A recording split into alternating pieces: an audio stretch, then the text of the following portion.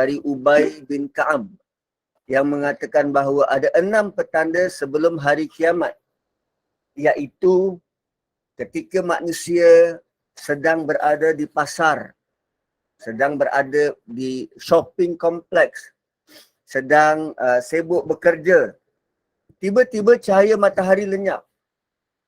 Dan ketika mereka dalam keadaan demikian, tiba-tiba bintang-bintang jatuh berguguran.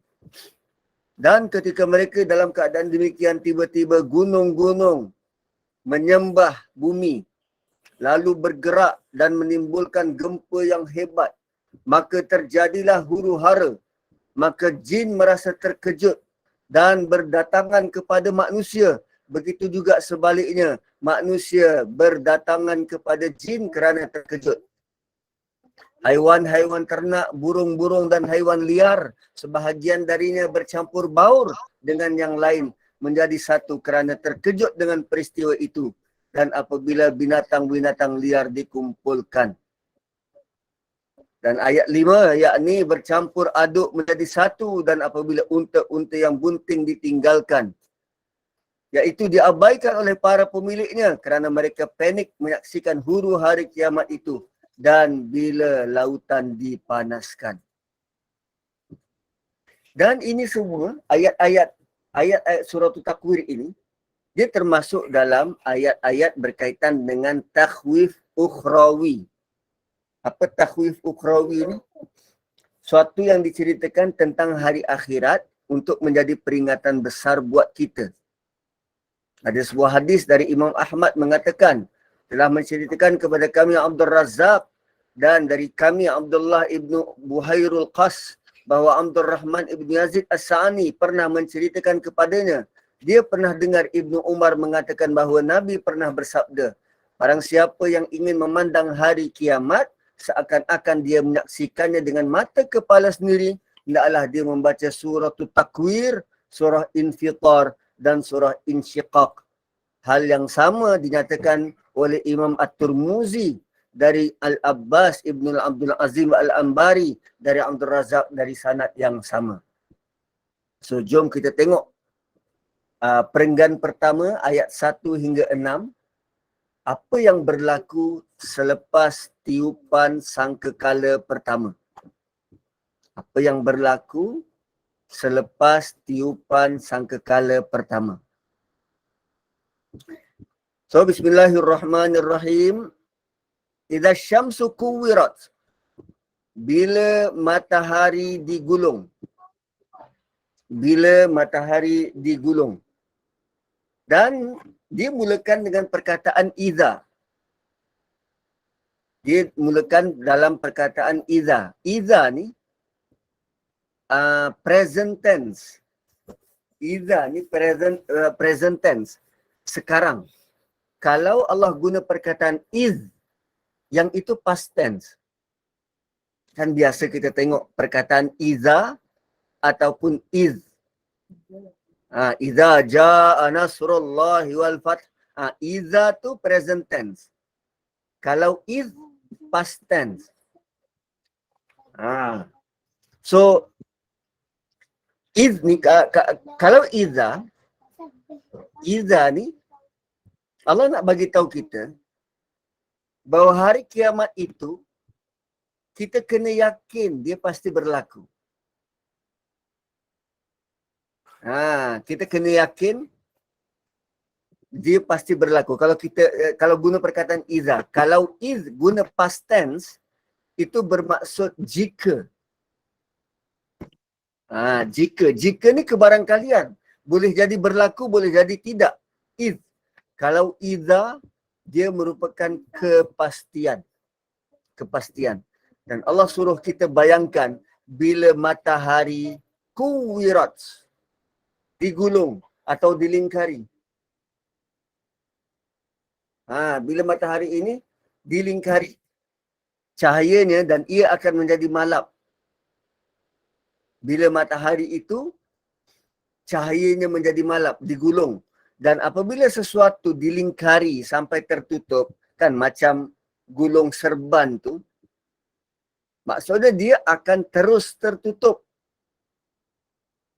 Dia kita apa nama gulung serban atas kepala, rambut ni langsung tak nampak. Itu gambaran pertama, kuwirat. Dilingkari. Dan menariknya, tadi iza dalam bentuk present tense.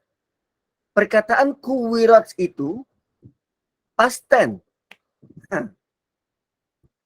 Pelik, Quran ni pelik. Iza ni present tense, kuwirat past tense. Iza bila matahari telah digulung. Allah datangkan past tense kuwirat bermaksud dia pasti terjadi. Considered done, sudah pun ditentukan. Ianya pasti, dia bukan dia bukan dalam bentuk mungkin berlaku, tak. Dia sudah pasti berlaku. Telah pun digulung. Telah ada dalam ilmu Allah matahari digulung. Dan ini bentuk kehebatan bahasa Arab. Ini bentuk kehebatan bahasa Arab. Allah mulakan dengan present tense, ditutup dengan past tense, nak menunjukkan kekuatan kalimah dan perkataan itu. Nak menunjukkan ketegasan dalam ayat itu. Dan dalam bahasa Arab, kata kerja yang diletakkan dahulu, kata kerja yang akan diletakkan dahulu dalam susunan ayat, biasanya digulung matahari. Biasanya diletakkan kata kerja dulu. Kuwiratis syams, matahari telah digulung. Tetapi dalam ayat ini asyamsu disebut dulu. Asyamsu disebut dahulu. Walaupun dari sudut tata bahasa dia tidak salah, tetapi dia sudah menjadi pelik dan dia terbalik dari kebiasaan. Dan kalau terbalik tu, dia memberi isyarat bahawa ada benda yang tersirat yang nak disampaikan. Kan, kalau kita kata, saya menendang bola, dan kita ubah ayat itu bentuk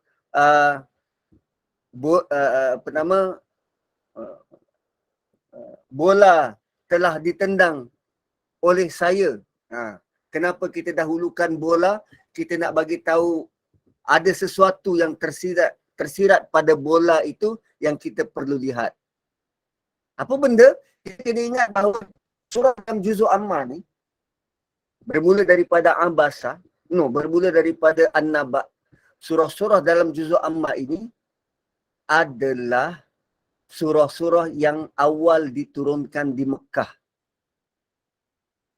Dan surah-surah ini nak menguatkan kepercayaan, keimanan dan tauhid. Kepercayaan, keimanan dan tauhid.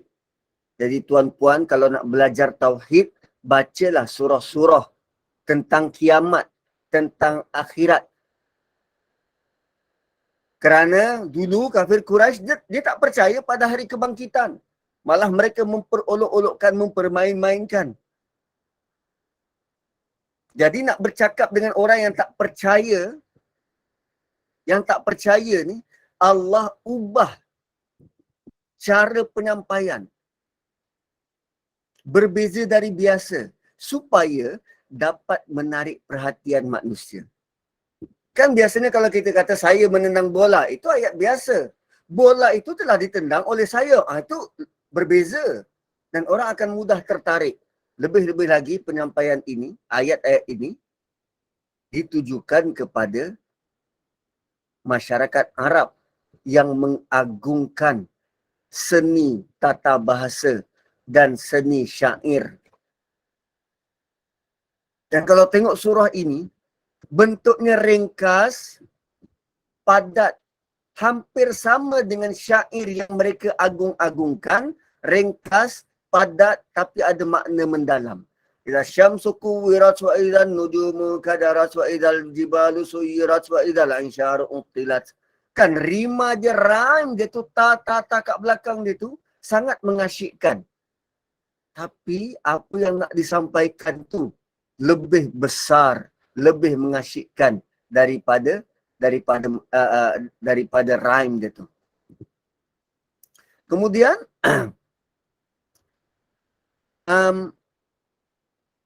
lazimnya kalau kita tak percaya dengan orang yang bercakap dengan kita,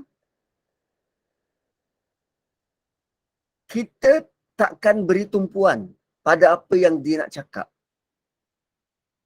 Kan macam ahli politik bercakap, rasmikan majlis, bukan kita beri tumpuan sangat. Hanya kerana dia tu dilantik. Itu je. Kerana sebelum bercakap, kita tak percaya, kita tak ambil endah. Maka kali ini, Allah tidak guna ayat direct. Allah guna ayat pasif. Allah tak kata, bila Allah menggulung matahari. Allah kata, bila matahari digulung. Siapa yang gulung?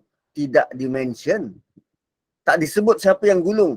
Allah cuma kata bila matahari digulung. Dan perhatian kita terus tumpu pada matahari yang digulung. Siapa yang menggulung bukan soalannya. Bagaimana matahari itu digulung? Dan satu sudut lain, Allah nak kita beri penekanan tentang kejadian itu sendiri, bukan siapa yang melakukannya. Allah nak kita perhatikan tentang kejadian matahari itu digulung. Sebab setiap pagi, setiap hari, kita menunggu-nunggu matahari terbit, membawa kehidupan, membawa sinar. Dan tiba-tiba matahari yang ramai orang harapkan ini digulung. Digulung. Maka lihatlah nanti, satu hari nanti, kamu akan nampak matahari yang kamu lihat itu akan padam cahayanya. Lebih-lebih lagi orang Arab pada waktu itu, siangnya memang mereka sangat terasa dengan matahari. Kan di padang pasir, dengan panasnya, ialah dulu mana ada TV, mana ada handphone. Kita kadang seharian suntuk tak nampak matahari. Asyik dalam rumah je tengok TV, tengok handphone. Lebih-lebih lagi Sabtu Ahad macam ni. Tapi orang Arab dulu mereka sangat rapat dengan alam. Dan itulah kehidupan dia. Dan mereka tak dapat nak gambarkan bagaimana satu hari nanti matahari bakal dikuwira. Ibarat dililit serban pada matahari itu sampai menutup cahayanya. Kemudian Allah kata wa idzan nujumun kadarat, dan bila bintang-bintang berjatuhan. Kalimah in kadara bermaksud lumpur. Kadara ni kaf dal ra bermaksud lumpur, tidak jelas, hilang cahaya dan jatuh. Itu maksud kadara. So in kadarat boleh jadi dia berlumpur. Suatu yang berlumpur dia tak jelas. Dia pudar warna dia. Dia tidak bercahaya kerana dia sudah jatuh dalam lumpur. Dan biasanya orang Arab melihat matahari, melihat bintang waktu bila? Ketika tiada matahari, waktu malam. Waktu malam. Dan mereka biasa berjalan malam. So waktu malam dia sejuk, tak ada matahari, tak panas. Bolehlah berjalan jauh sikit. Jadi bila berjalan, gelap malam, mana ada papan tanda. Yang dia lihat adalah bintang. Bintang itulah jadi pedoman panduan dia. Ada bintang kejora, bintang timur, bintang barat. Situlah dia punya kompas. Kita sekarang memang tak perasan bintang dan warnanya. Sebab kita sudah banyak pencemaran cahaya. Pencemaran cahaya. Jadi kita tak nampak sangat bintang tu. Jadi sekarang Allah gambarkan bila matahari dililit, digulung, matahari hilang cahaya, suasana akan jadi gelap tiba-tiba. Bila gelap tiba-tiba, cahaya yang paling jelas di langit apa? Bintang. Dan sekarang bintang yang kelihatan itu pun mula jatuh satu-satu. Bintang yang nampak itu pun mula jatuh, mula bergerak satu persatu. Wow. So bintang yang tadi ada bergemerlapan, hilang. Bukan tak ada bintang di langit waktu sekarang, tapi kerana cahaya matahari itu sangat kuat menutup bintang-bintang. Tapi bila matahari digulung, langit gelap gelita dan baru nampak cahaya bintang. Dan kita nampak bintang mula berserakan. Bintang mula bergerak di langit. Dan waktu itu kita tahu, wow, ini suatu yang besar. Itu suatu yang besar. Kemudian, wa idzal jibalu suyirat, bila gunung digerakkan. Bila gunung bergerak, selalu gunung ni berdiri kukuh, sekarang hancur dan bergerak begitu sahaja. Tuan-puan ada tengok tak banjir di Pakistan? Berapa deras air yang mengalir tu. Air yang deras macam tu pun tak menggerakkan gunung. Tapi ini kali, gunung yang menjadi tempat simpanan takungan air segala macam glasier, gunung itu yang bergerak. Gunung itu yang bergerak. Suyirat, digerakkan. Digerakkan. Siapa yang menggerakkan? Tak tahu. Mungkin gempa bumi, mungkin apa, tak tahu. So di atas kita nampak kacau bilau, sekarang tanah yang kita pijak sudah mula bergerak.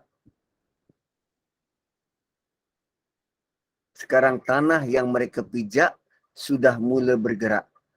Apakah kita rasa kalau gunung itu mula bergerak, maka tanah yang kita pijak sekarang ini boleh stay? Tidak, dia akan turut bergerak. Wa idzal jibalu suyirat. Dan bila tanah sudah mula bergerak, maka apa berlaku?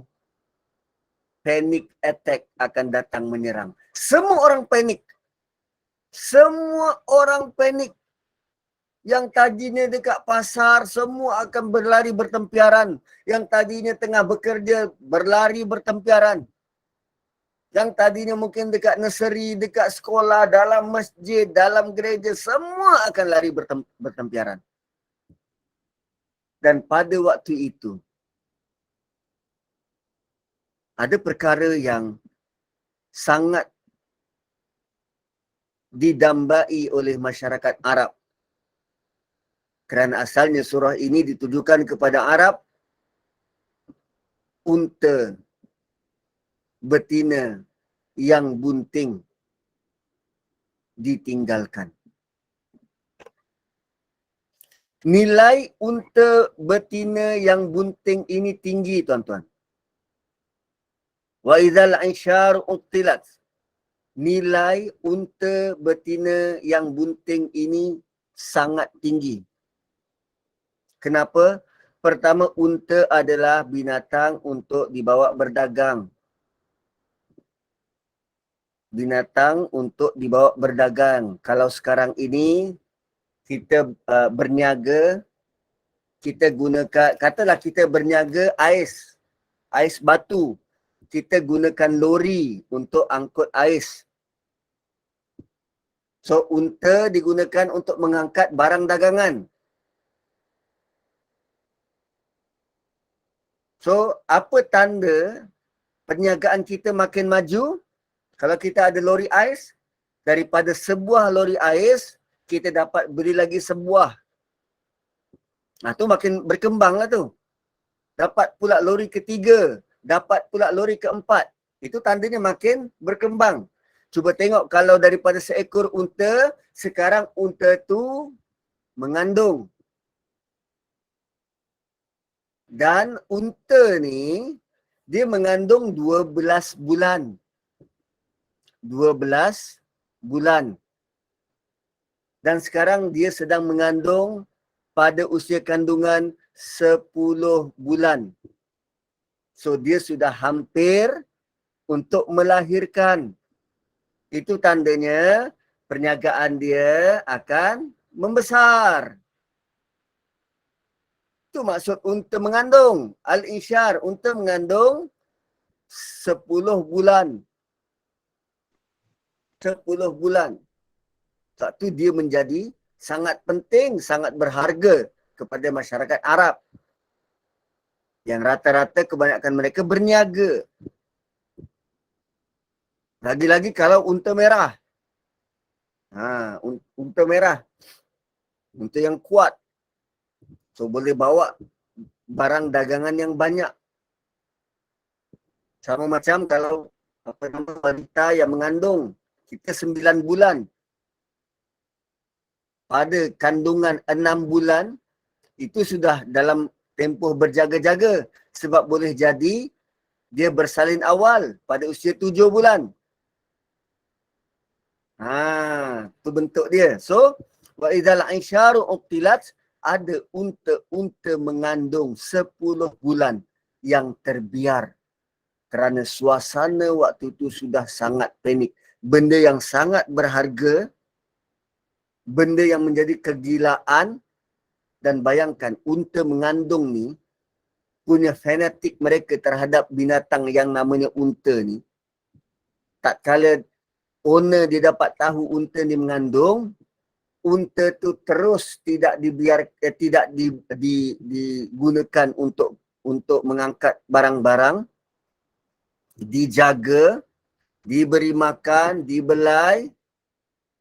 Kalau dia tidur dalam kemah, sekarang unta tu akan tidur dalam kemah, dia sanggup tidur kat luar. Mereka akan bina kemah untuk unta ni. Sampai macam tu. Kegilaan. Ataupun dia punya rasa nak jaga unta tu. Sangat sayang, sangat bernilai unta ni. Dan Allah kata utilat. Ital ataupun atal bermaksud dia menjadi tidak bernilai. Tidak berguna. Dibiarkan. Dipinggirkan. Tak siapa kisah. Diletakkan begitu saja. Kan? Waktu itu, emas puluk dakap, Panadol, bertebaran. Bercempera di atas lantai. Tak ada siapa kisah. Sebab orang sudah sangat sibuk tentang kiamat yang datang dengan mengejut. Cuba bayangkan tuan-tuan, kalau seseorang yang menghadapi rumah dia tengah terbakar. Ada dia jalan leha-leha daripada ruang tamu menuju ke pintu keluar. Tak. Dia tinggalkan semua. Itu bentuk wa idzal isyaru utilat. Dia tak fikir dah nak ambil buku bank ke apa ke. Tak. Tu gambaran yang Allah beri pada hari kiamat selepas tiupan sangkakala. Wa idzal wuhusyu husyirat. Dan bila binatang liar dikumpulkan. Bila binatang liar dikumpulkan. Tuan-tuan, bila tanah sudah bergerak, semua makhluk yang berada atas tanahnya akan terkesan. Semua makhluk yang berada atas tanah ni akan terkesan. Selain daripada manusia yang bertempiaran, unta-unta bunting terbiar, dan sekarang seluruh binatang-binatang dihimpunkan. Sebab binatang ni, haiwan ni paling tahu apa yang berlaku. Haiwan kan ada insting. Kalau nak berlaku bencana, dia tahu lebih awal kan, waktu tsunami dekat dekat Aceh, kan banyak binatang-binatang yang menunjukkan tanda-tanda. Ikan naik ke darat, ular-ular, kucing. So binatang ni dia sudah rasa. Dan mereka sudah berhimpun setempat. Dan malah biasanya binatang-binatang ni, diorang dah ada designated area, tinggal dalam hutan. Binatang buas ke, binatang tak buas ke, semua tinggal dalam hutan, jinak tak jinak. Tapi kerana huru-hara pada waktu itu, binatang-binatang ni berhimpun, datang dekat dengan manusia dan mereka akan berkumpul. Sama ada dia buas tak buas, liar tak liar, kambing boleh berdiri sebelah harimau. Dan harimau waktu tu tak ada selera nak makan, boleh berhimpun sebelah-sebelah. Dan kenapa Allah sebut binatang? Tuan-puan tahu tak? Kalau kita kemarau,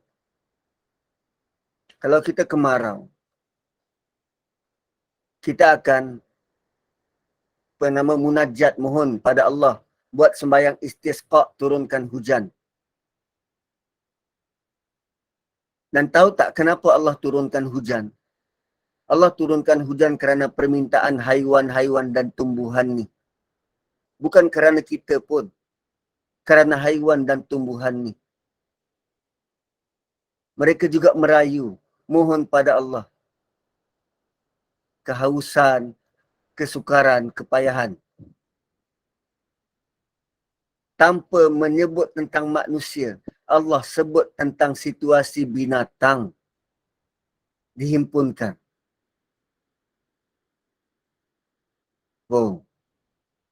Dan kita tahu, towards the end of the world, menuju kiamat, orang-orang kafir yang tinggal, kerana orang beriman semua dah meninggal terlebih dahulu.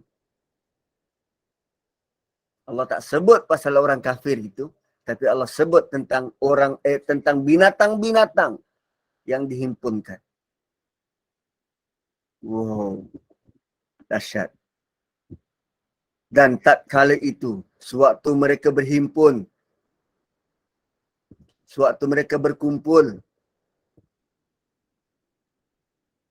Allah kata, wa idzal biharu sujjirat, dan bila lautan mendidih. Sujjirat, mendidih. Bila lautan menggelegak. Dan ini memberi isyarat air lautan akan menjadi seperti minyak yang akan menyemarakkan api. Sepatutnya air memadamkan api, tetapi kali ini ia akan membakar. Dan ada yang kata mungkin kerana datang dari api yang berada di dasar laut. Dan sampai ayat ini, sampai ayat ke-6, itu adalah gambaran selepas tiupan sangkakala pertama.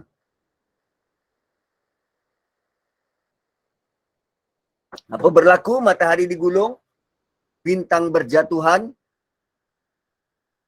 kemudian gunung mula bergerak, tanah bergoncang, dan segala kemewahan ditinggal, binatang-binatang berhimpun, dan kerana bumi bergerak, maka air laut sudah mula berkocak dan mendidih. Sudah mula berkocak dan mendidih. Kemudian daripada scene itu, Allah alih perhatian kita. Apa berlaku selepas tiupan sangkakala kedua? Scene yang pertama ni panjang dan lama. Lepas tiupan sangkakala pertama, semua mati. Semua mati. Dan berlakulah satu tempoh yang tiada seorang makhluk pun, tiada satu makhluk pun tahu berapa lama. Hanya Allah yang tahu. Hanya Allah yang tahu berapa lama jarak antara sangkakala pertama dan sangkakala kedua. Tapi Allah gabungkan jarak yang sangat panjang itu, ditutup dengan ayat ke-6, kemudian dibuka pada ayat yang ke-7. Wa idzan nufusu zuwijat. Dan bila ditiup sangkakala kedua dan roh-roh,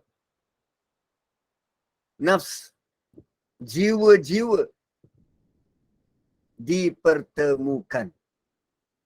Bila jiwa kembali ke jasad. Apabila tiap-tiap diri akan dipasangkan dengan pasangannya.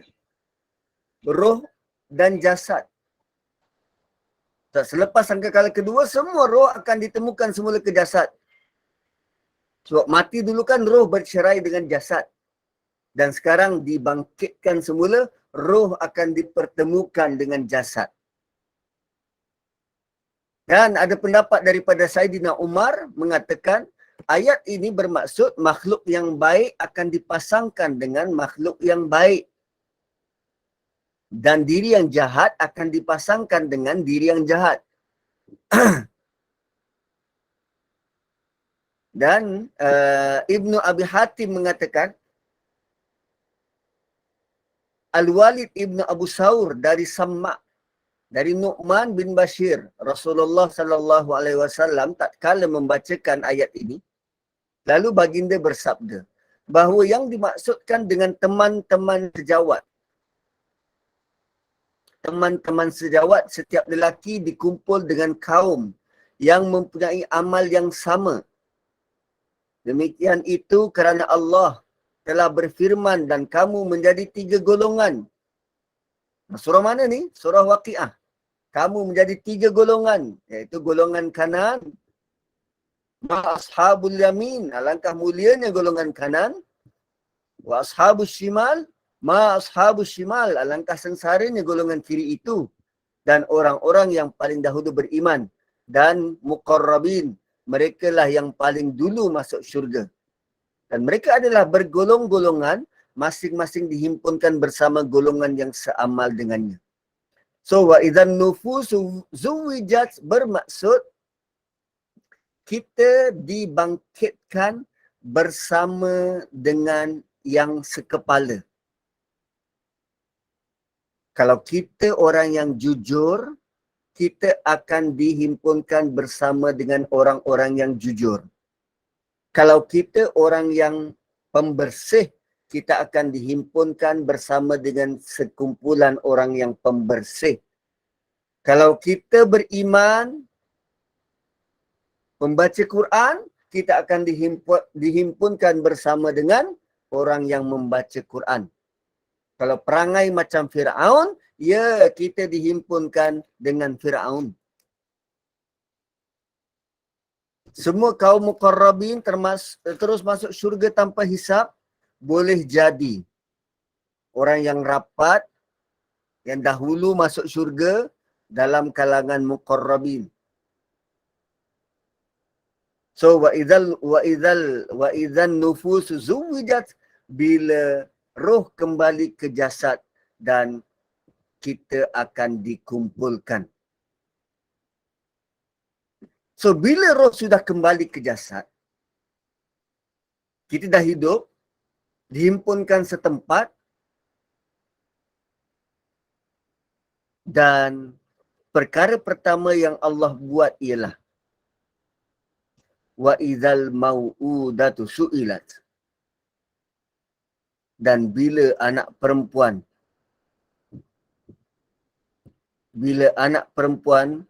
yang ditanam hidup-hidup ditanya. Kan kita selalu tertanya-tanya, lepas bangkit buat apa? Lepas bangkit buat apa? Perkara pertama yang Allah buat ialah bila bayi-bayi perempuan yang dibunuh, yang dikuburkan hidup-hidup, ditanya. Itu perkara pertama yang Allah buat. Kan tadi kalau kita jujur, kita dikumpulkan setempat. Semua bayi perempuan yang dikuburkan hidup-hidup, Allah kumpul setempat. Semua anak-anak perempuan yang ditanam hidup-hidup, Allah kumpulkan setempat. Dan mereka bakal ditanya. Allah tanya mereka. Kan? Allah tanya mereka. Sebelum itu, kenapa Allah tanya kepada anak kecil itu, sedangkan mereka bukan tahu apa-apa?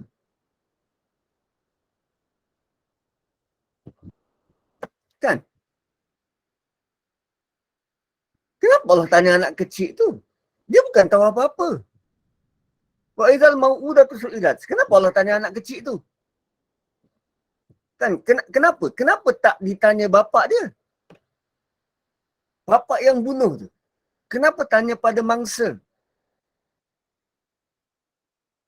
Kerana waktu mereka dibunuh, mereka tidak dapat mempertahankan diri.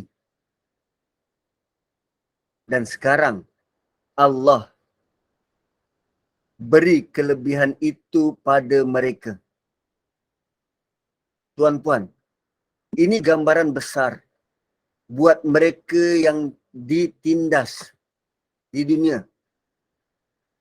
Bila kita ditindas dan kita tak ada chances untuk pertahankan diri, jangan risau. Allah akan pastikan keadilan di akhirat nanti.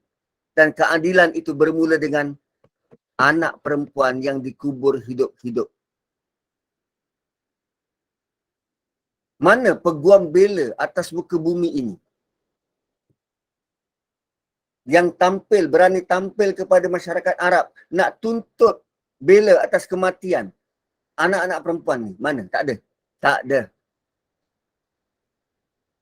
Sepanjang zaman, tamadun manusia ni, bukan hanya masyarakat Arab yang bunuh anak perempuan. Jauh sebelum itu, perempuan dianggap sebagai barang dagangan sebelum datangnya Islam. Mana lelaki yang nak tampil ke depan, nak protect wanita ni? Tak ada. Perkara pertama yang Allah tegakkan, keadilan yang ditegakkan ialah anak perempuan yang ditanam hidup-hidup. Anak perempuan yang dirogol, dibunuh pun ramai. Siapa yang nak membela? Allah datang sebagai pembela kepada anak-anak ini. Mereka yang ditindas, yang tak ada peluang untuk pertahankan diri, dan mereka akan diberi peluang untuk berhujah. Mereka akan diberi peluang untuk berhujah. Ada anak perempuan yang dibunuh waktu kecil masa zaman jahiliyah. Begitu keadaan yang datang sebelum Islam. Kerana kalau yang lahir itu anak perempuan, bagi mereka ia merupakan penghinaan. Kalau tak dapat anak lelaki, seolah-olah kelakian itu tercabar. Dan bagi mereka anak perempuan ini menyusahkan. Sebab kena jaga, kena pelihara daripada kecil sampai besar. Kemudian bila dah besar, kena beri pada orang lain, jadikan isteri pada orang lain. Dia bukanlah suatu pelaburan yang bagus. Tu mindset, mentality masyarakat Arab. Dan lagi kerana anak perempuan tak dapat nak tolong dalam keluarga. Terutamanya waktu tu, hak-hak wanita ni dipinggirkan. Perempuan tak ada tempat dalam komuniti. Tak ada tempat dalam masyarakat. Kan dalam perang, bukan boleh bantu untuk perang. Bukan boleh bantu untuk cari nafkah. Dulu kerja bukan kerja office. Pergi gembala lembu. Pergi berburu. Dan inilah kepercayaan orang-orang jahiliyah waktu itu. Bayangkan tuan-puan. So, kita tidak hidup dalam masyarakat semacam itu, lalu kita tak dapat gambaran sebenar macam mana perempuan diperlakukan. Dan saya yakin kalau saya sendiri berada di tempat itu, kita akan terbawa-bawa dengan arus perdana cara berfikir begitu. Nak keluar daripada kepompong, nak pecahkan cara berfikir begitu. Sukar. Semua orang buat. Begitulah kalau sudah jadi musyrik dan cara berfikir tidak dibetulkan.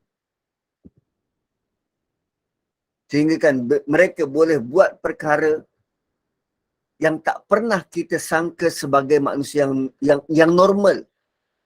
Mereka sudah lama ditipu oleh syaitan dengan begitu teruk akibat daripada kesyirikan, tidak menerima ajaran yang sebenar. Dan menariknya tuan-tuan, cuba tengok ayat ini, ayat keberapa? Ayat ke-8. Anak perempuan ditanam hidup-hidup. Kalau tengok ayat ke-4, ini unta betina yang bunting. Unta betina yang bunting. Ayat ke-4 dan ayat ke-8, Allah sedang bagi tahu dua gender yang sama. Dua gender feminin. Adakah termasuk kandungan yang sengaja digugurkan? Ya, termasuk. Termasuk. Anak luar nikah. Satu tentang anak tu akan ditanya. Satu lagi tentang dosa zina tu. Itu double. Itu double. Sekarang tengok ayat 4, ayat 8. Ayat 4, feminin. Betina. Ayat 8, juga feminin, wanita. Gender yang sama, tetapi bentuk layanan berbeza. Unta betina mereka boleh layan dengan sangat baik, disediakan kemah. Tapi anak perempuan ditanam hidup-hidup. Tuan-puan, jika kita salah menimbang, kita ada possibility untuk buat begini. Ada perkara yang kita dahulukan, kita sanjung, kita buat sungguh-sungguh. Rupanya dalam masa yang sama, ada perkara yang kita dengan sengaja melalaikan. Dia lebih utamakan haiwan dari manusia. Sebab tu selepas sangkakala pertama tu Allah tak sebut tentang manusia. Sebut tentang haiwan. Kerana mereka lebih utamakan haiwan berbanding manusia. Unta betina jadi mewah, lambang kemewahan. Tapi anak perempuan dianggap menyusahkan. Wa idzal mau'udatu su'ilat. Dahsyat, dahsyat tuan-tuan. Dahsyat.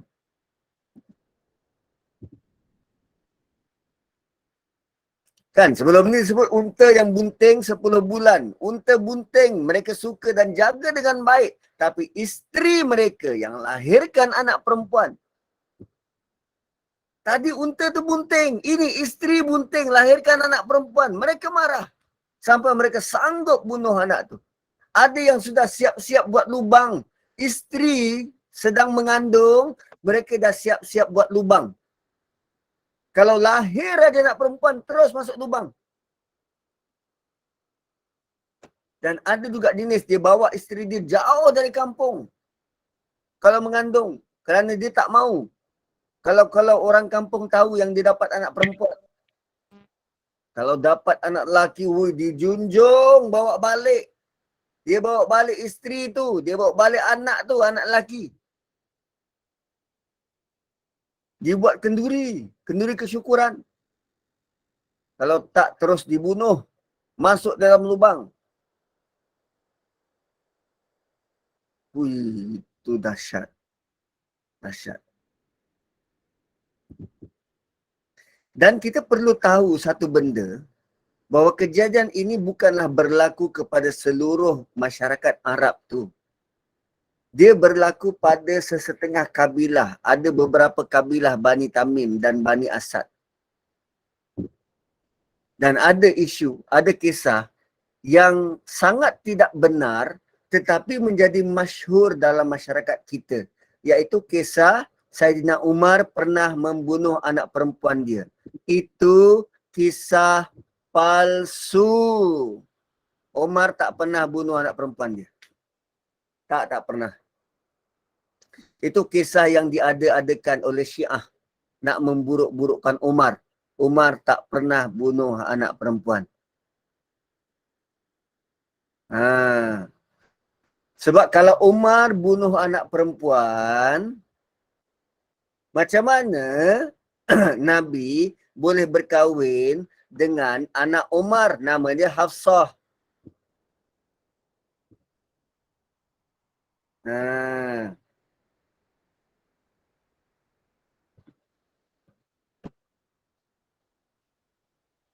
Dan soalan seterusnya ialah, kenapa ada disentuh tentang anak perempuan yang dibunuh dalam dalam surah ini? Apa perlunya? Pertama, kerana pada waktu itu dakwah Nabi sedang menyentuh adat resam yang dahsyat ni. Menyentuh kesalahan-kesalahan adat resam yang berlaku pada zaman itu. Contohnya pada zaman Nabi Lut, homoseksual, zaman Nabi Musa, amalan sihir. Dan pada zaman Nabi, adat resam yang dahsyat ialah masalah membunuh anak, sembelih anak. Maka Quran secara langsung menyentuh perkara itu. Dibuat perbandingan unta betina dan anak perempuan supaya terpakai dalam benak fikiran orang Arab ni. Terutamanya dua bani tadi, Bani Qas, Bani Sa'ad. Bani Sa'ad dan Bani Tamim. Supaya terpakai dalam fikiran mereka bahawa bunuh anak ni tak ada dalam Islam. Anak tidak pernah dianggap sebagai sial. Tak. Itu waktu tu. Kalau sekarang, apa kaitan ayat ni dengan kita sekarang? Kita tak bunuh anak. Dan cuba tengok apa masalah zaman kita ni. Zaman kita, masalah yang ada, riba, media yang sangat terbuka. Dan kalau itu yang jadi masalah utama, kita perlu cari apa ayat-ayat Quran yang menegur tentang masalah tu. Yang menegur tentang masalah tu. Barulah kita boleh perbaiki. Dan menariknya, Allah sebut tentang anak perempuan. Anak perempuan. Dan sekarang kita, yes, kita beza-bezakan anak. Kita bukan bezakan anak dari sudut jantina. Tapi bezakan anak dari sudut keupayaan. Ada anak yang pandai, kita sanjung tinggi. Tapi ada anak yang tak berapa cerdik, kita yang menilai dia sebagai tak berapa cerdik. Maka kita bagi layanan second class. Sedangkan setiap manusia, dia ada potensi. Berapa banyak contoh-contoh terdahulu yang kita lihat, dia ada belasan adik-beradik, 10, 15, 20 adik-beradik. Ada yang berjaya, ada yang tak berapa berjaya. Tak berapa berjaya tu kita yang menilai tak berapa berjaya. Tapi yang tak berapa inilah akhirnya yang menjaga orang tua. Yang dah berjaya ni, dia sibuk dengan kehidupan dia. Sibuk nak membina kejayaan. Balik kampung jarang sekali. Yang ada stay dengan mak ayah dekat kampung yang tak berapa pandai, tak berapa cantik, tak berapa bijak ni. Yang rajin tangan, yang ringan tulang.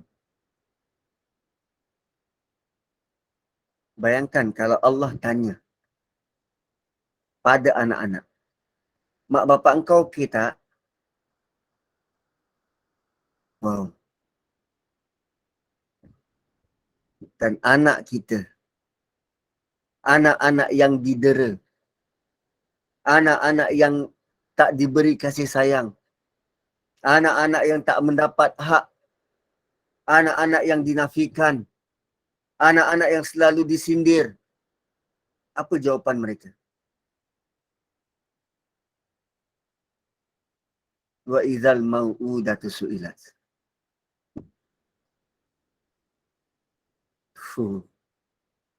Kita mungkin tidak bunuh mereka physically.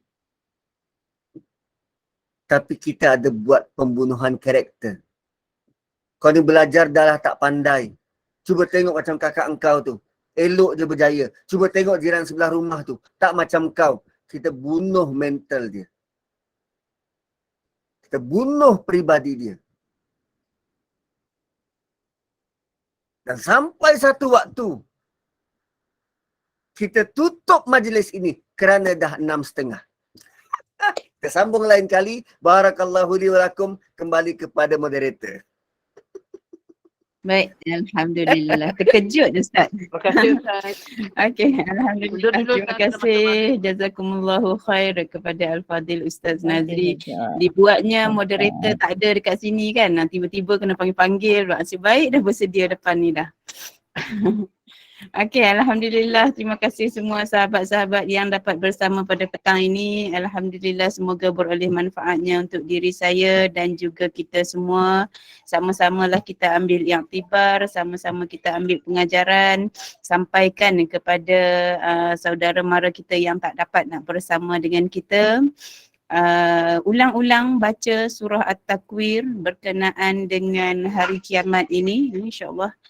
Semoga orang kata apa, bila kita baca tu dapat kita fahami dengan lebih mendalam lagi selepas kita belajar tadabbur pada hari ini bersama dengan Ustaz Nazri, insya-Allah.